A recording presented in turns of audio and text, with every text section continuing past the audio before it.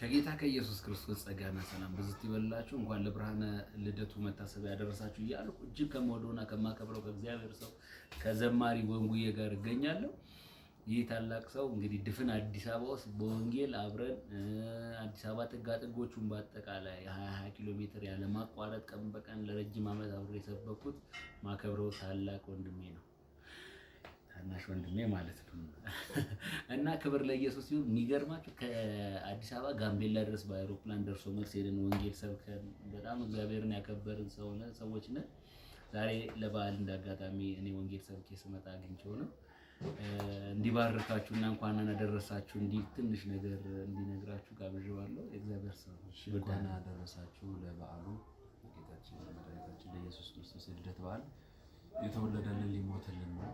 ከሰማይ ሰማያት የወረደው ከብፅዕት ከድንግል ማርያም የተወለደው ኢየሱስ ሊሞትልን ሞቶልን ደግሞ በአባቱ ቀኝ አሁን በክብር አለና በዓሉ የሰላም የፍቅር ይሁንላችሁ። ስለዚህ ወንጌል ማለት የምፈልገው ነገር አንድ ነገር ነው።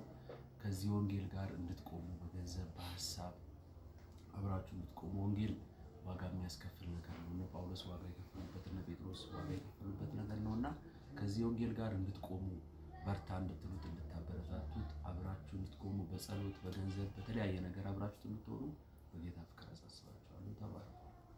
እውነት ነው። እንግዲህ በርቱ። ላይቭ ላይ ተደጋጋሚ ጊዜ ወንጉዬ ይዘምርልን እያላችሁ ነው። ሰሞኑን በእነዚህ ባሉት ቀናቶች ውስጥ ይገባል።